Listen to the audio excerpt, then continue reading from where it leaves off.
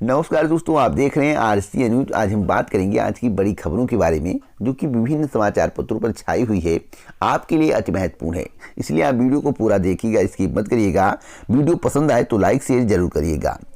आज की इस वीडियो में हम बात करेंगे यूपीपीएससी 2019 मुख्य परीक्षा परिणाम के बारे में, टीजीटी पीजीटी 2020 संशोधित नोटिफिकेशन के बारे में, डीएलएड 2020-21 प्रवेश के बारे में, यूपीपीएससी की एग्जाम 2019 के बारे में, कोरोना संक्रमण के बारे में, यूपीएससी की लापरवाही के बारे में, साथ साथ 15 अन्य महत्वपूर्ण खबरों के बारे में चर्चा करेंगे।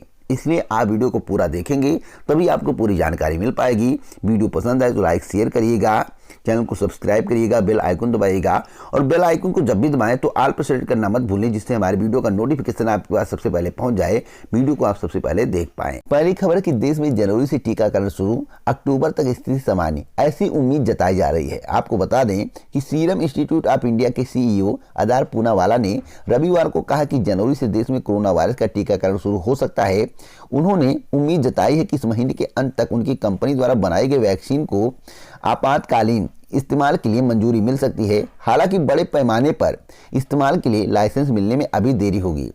The economic times global summit में पूनावाला ने कहा कि एक बार देश की 20% आबादी को वैक्सीन लग जाए तो अगले साल अक्टूबर तक हालात सामान्य होने लगेंगे, ऐसी उम्मीद जताई जा रही। फिलहाल लाइसेंस मिलने में अभी देरी होगी, तो उम्मीद है कि 20% आबादी को कोरोना का टीका लग सकता है।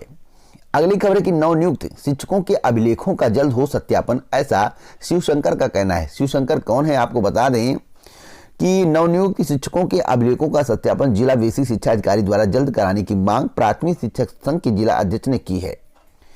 अगली खबर है कि परीक्षा केंद्रों पर बढ़ेंगे कमरे, प्राथमिक शिक्षक करेंगे ड्यूटी। आपको बता दें कि यूपी बोर्ड के हाई स्कूल और इंटरमीडिएट परीक्षा के लिए केंद्र निर्धारण की प्रक्रिया तेज हो गई है। विद्यालयों की ओर से संसाधनों की भेजी गई सूची के आधार पर 20 दिसंबर 2020 तक तहसीलवार भौतिक सत्यापन कराया जा रहा है। बोर्ड की ओर से जनवरी के पहले सप्ताह तक केंद्रों की फाइल सूची भी जारी करने की तैयारी है। अगली खबर उत्तर प्रदेश माध्यमिक शिक्षा सेवा चयन बोर्ड की है।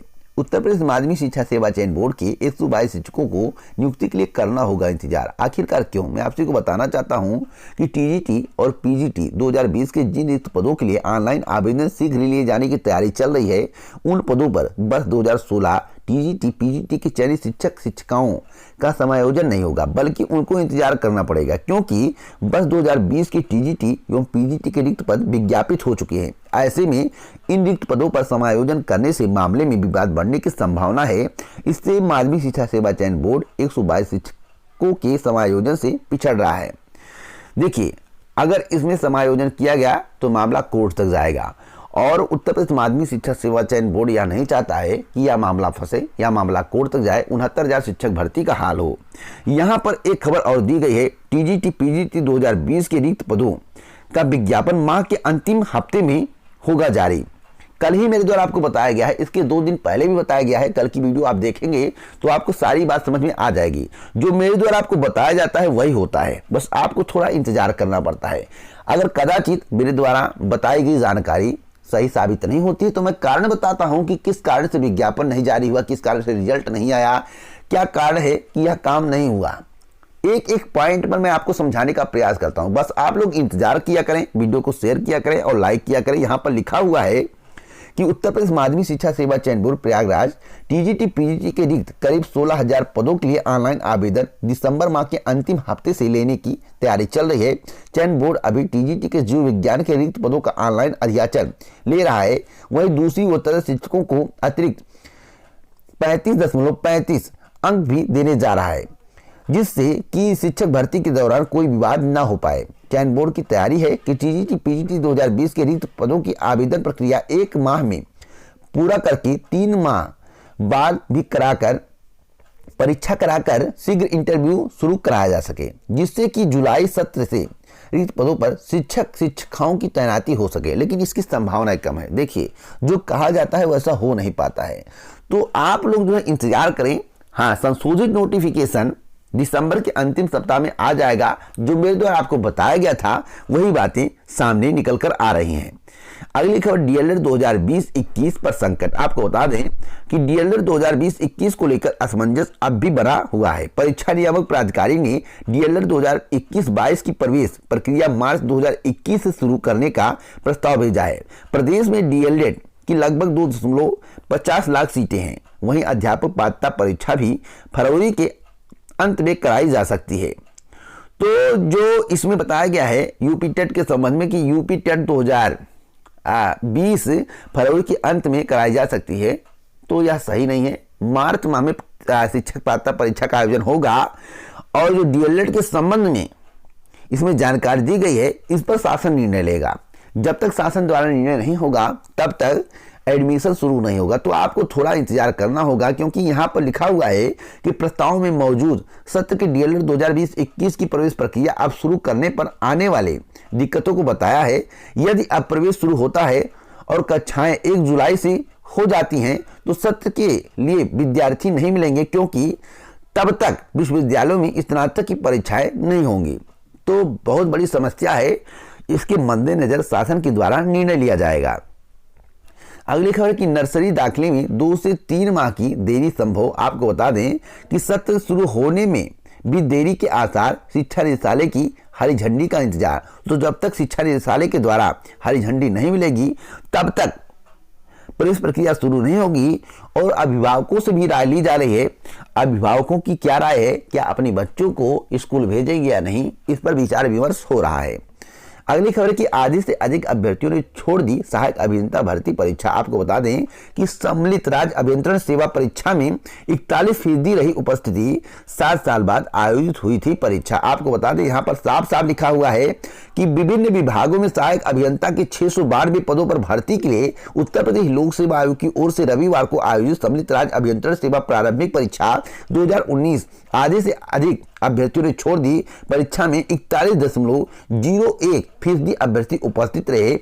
यह परीक्षा 7 साल बाद आयोजित की गई थी। इससे पहले वर्ष 2013 में सम्मिलित राज्य अभियंत्रण सेवा परीक्षा का विज्ञापन जारी हुआ था। बस एक फायदा है कि इसमें जो है मेरिट कम जाएगी। जो उम्मीद पहले लगाई जा रही थी, अगर इतने कैंडिडेट शामिल होते हैं तो मेरिट इतनी जा सकती है, लेकिन जिस प्रकार से कैंडिडेटों की संख्या पता चली है उसके आधार पर मेरिट कम जाने की अनुमान है। अगली खबर है कि आज से आरटीजीएस की सुविधा 24 घंटे। आपको बता दें कि 2 लाख रुपए से अधिक की धनराशि भेजने के लिए आवश्यक real time gross settlement system की सुविधा सोमवार से 24 घंटे के लिए उपलब्ध हो गई है। अगली खबर है कि इस महीने के अंत तक मिल जाएगा पीएफ पर ब्याज। आपको बता दें कि कर्मचारी भविष्य निधि संगठन अपने करीब 6 करोड़ अंशधारकों के कर्मचारी भविष्य निधि खातों में पिछले वित्त वर्ष का ब्याज इस महीने के अंत तक जमा कर देगा। अगली खबर है कि नवनियुक्त शिक्षकों को आज मिलेगा नियुक्ति पत्र। यह मामला 69,000 शिक्षक भर्ती का है। परिषदीय स्कूलों में 69,000 शिक्षक भर्ती के छूटे हुए व त्रुटि संशोधन कराने वाले अभ्यर्थियों को एक और मौका देकर काउंसलिंग की गई है। अगली खबर है कि अब हिम तेंदुए भी पाए गए कोरोना संक्रमित। तो अभी तक मानव शरीर में कोरोना का संक्रमण था, लेकिन अब पशुओं में, जानवरों में भी कोरोना संक्रमण फैल रहा है। अगली खबर मोबाइल रेडिएशन को लेकर है। मोबाइल रेडिएशन क्या है? मोबाइल रेडिएशन को लेकर कई शोध जारी हैं, जिस पर वैज्ञानिकों के एक मत नहीं है। अलग अलग जानकारियां सामने आ रही हैं और जो मुझे जानकारी प्राप्त हुई है उसी के आधार पर मैं आपको जानकारी दे रहा हूं। आज के समाचार पत्रों में इसके संबंध में बताया गया है। यहां पर लिखा हुआ है कि दिमाग पर चोट कर रहा है मोबाइल रेडिएशन। यहां पर उसके संबंध में विस्तृत जानकारी दी गई है। बताया गया कि डॉक्टर एपीजे अब्दुल कलाम प्रौद्योगिकी विश्वविद्यालय में वैज्ञानिकों का हालिया शोध मोबाइल उत्सर्जित इलेक्ट्रोमैग्नेटिक रेडिएशन से इंसानों की दिमाग पर गहरी चोट के संकेत दे रहा है। यह शोध में पता चला है, लेकिन वैज्ञानिकों के एक मत नहीं, मैं फिर बार बार कह रहा हूं। और यह शोध जानवर पे हुआ है या कीट मक्खी पर, किस पर हुआ है, इसके संबंध में जो जानकारी यहां पर दी गई है कि नए सिरे से यह शोध उसी ड्रोसोफिला अर्थात मक्खी की तरह दिखने वाला कीट है। ड्रोसोफिला मक्खी की तरह दिखने वाला कीट है, उसी पर किया गया है, जिसे पहले भी प्रयोग किया जा रहा है। इसमें बताया गया कि इस दौरान ड्रोसोफिला को लगातार 21 दिन तक 4G मोबाइल नेटवर्क क्षेत्र में रखा गया तो उसके दिमाग पर व्यापक परिवर्तन नजर आए। उसके सेल परिवर्तित हो गए। इतना ही नहीं, दिमाग सेल्स की संरचना में भी काफी डरावने बदलाव देखने को मिले हैं। तो यह शोध में जानकारी मिली है, लेकिन अभी तक वैज्ञानिकों की इस पर एक मत नहीं है। तो आप सभी इसी तरह की जानकारी हमसे प्राप्त करते रहिए। खबर है कि भर्ती व रिजल्ट के लिए प्रतियोगी करेंगे सत्याग्रह, और होना भी चाहिए, क्योंकि वर्तमान सरकार के द्वारा जिस तरह से प्रतियोगी छात्रों को छला जा रहा है, उस तरह किसी भी सरकार में नहीं छला गया है। बड़े बड़े दावे हैं, लेकिन दावे की अगर सच्चाई देखा जाए तो आपको इस बात का एहसास होगा कि किस प्रकार से, किस तरह से, कितनी बुरी तरह से आपको छला जा रहा है। आपको बता दें कि लंबित भर्तियों का काम शुरू न होने, रिजल्ट रुकने से प्रतियोगी छात्रों में निराशा व्याप्त है। अधिकारियों के रवैये के खिलाफ 7 सूत्रीय मांग को लेकर प्रतियोगियों ने सत्याग्रह शुरू करने का निर्णय लिया है। माध्यमिक शिक्षा सेवा चयन बोर्ड पर 17 दिसंबर से सत्याग्रह शुरू होगा। इसमें प्रदेश के विभिन्न जिलों में रहने वाले अभ्यर्थी शामिल होंगे। प्रतियोगी मोर्चा संयोजक विकी खान का कहना है कि प्रतियोगियों की मांग व समस्याओं को चयन बोर्ड प्रशासन गंभीरता से नहीं ले रहा है। इसी कारण से कई बार वार्ता करने के बावजूद किसी मामले का निस्तारण नहीं किया गया। लेकिन प्रतियोगियों का कहना है कि अब हम शांत नहीं रहेंगे, हक के लिए आर पार की लड़ाई लड़ेंगे। इसके लिए जरूरत पड़ी तो भूख हड़ताल भी करेंगे। तो उनकी 7 सूत्रीय मांग क्या है, यहां पर पूरी जानकारी दी गई है कि नया संशोधित विज्ञापन वर्ष 2020 अति शीघ्र जारी करें। नए संशोधित विज्ञापन में तरह शिक्षकों को भारांक 35 नंबर से कम किया जाए, क्योंकि 35.35 अंक देने की बात कही गई है। तदर्थ शिक्षकों को भारांक 35 नंबर या उससे अधिक चयन बोर्ड द्वारा दिया जाता है, तो तदर्थ शिक्षकों के पदों को मूल विज्ञापन से अलग, उनकी अलग से परीक्षा कराएं। सामाजिक विज्ञान की साक्षात्कार तारीख शीघ्र घोषित किया जाए। विज्ञापन वर्ष 2016 के जीव विज्ञान की परीक्षा तारीख जल्द घोषित की जाए। विज्ञापन वर्ष 2011 की जीव विज्ञान की लिखित परीक्षा परिणाम को अतिशीघ्र घोषित किया जाए। टीजीटी, पीजीटी और टीजीटी अंग्रेजी, टीजीटी कला, टीजीटी संस्कृत प्रवक्ता, संस्कृत प्रवक्ता कला, हिंदी प्रवक्ता, अंग्रेजी प्रवक्ता के परिणाम अशीघ्र घोषित किए जाएं। तो यही 7 सूत्रीय मांगे हैं, जिस पर विकी खान के द्वारा अगुवाई करके इसके संबंध में जल्द से जल्द निर्णय लेने की चेतावनी उत्तर प्रदेश माध्यमिक शिक्षा सेवा चयन बोर्ड को दी जा रही है। अब देखना होगा कि इसका प्रभाव कितना बोर्ड पर पड़ता है। तो इसी प्रकार की अगर आपको जानकारी चाहिए तो आप हमारे साथ जुड़ सकते हैं। एक और बड़ी खबर है, उत्तर प्रदेश अधीनस्थ सेवा चयन आयोग की सोया हुआ आयोग, बैठा हुआ आयोग, शासन के अधीन काम करने वाला आयोग, बिना मुख्यमंत्री के निर्देश के ना काम करने वाला आयोग, उत्तर प्रदेश अधीनस्थ सेवा चयन आयोग। उत्तर प्रदेश अधीनस्थ सेवा चयन आयोग द्वारा जो पेट का आयोजन करने की तैयारी चल रही है, बहुत ही गलत है, क्योंकि भर्ती फंसाने का प्रयास है और चुनाव प्रचार के दौरान बड़े बड़े दावे करने का प्रयास है। तो इस प्रयास में अगर मुख्यमंत्री जी सफल भी हो जाते हैं तो 2022 में कोई भी प्रतियोगी छात्र इनको वोट नहीं करेगा। कारण है 2017 से लेकर 2020 तक एक भी भर्ती इनकी पूरी नहीं हुई है। जितनी भी भर्तियां पूरी हो रही हैं वह सपा शासन काल की हैं। सपा शासन काल में जो विज्ञापन जारी हुआ था, कुछ प्रक्रिया पूरी हुई थी, कुछ अधूरी हुई थी, वही पूरी हो रही हैं, और वह भी अभी तक पूरी नहीं हो पाए। कुछ ऐसी भर्तियां जो अभी तक लंबित हैं। तो सरकार बड़े बड़े दावे करती है कि 4 लाख नौकरियां हमने दे दी हैं।